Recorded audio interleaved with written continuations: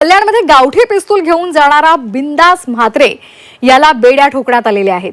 Natively चक्कीनाका परिसरामध्ये कल्याण पोलिसांनी ही कारवाई केली आहे। पोलिसांनी बिंदास म्हात्रेच्या घराची झडती घेतलेली आहे आणि त्याच्याकडून एक देशी पिस्तूल, मॅगझिन, 2 जिवंत कारतूस आणि 1 कारतूसाची पुंगडी असा 62,000 रुपयांचा शस्त्रसाठा जप्त केलाय। बिंदास म्हात्रेवर कोळशेवाडी पोलीस ठाण्यामध्ये गुन्हा दाखल करत पिस्तूल कुठून आणलं, कशासाठी याचा वापर केला जाणार होता याचा तपास आता सुरू करण्यात आलाय।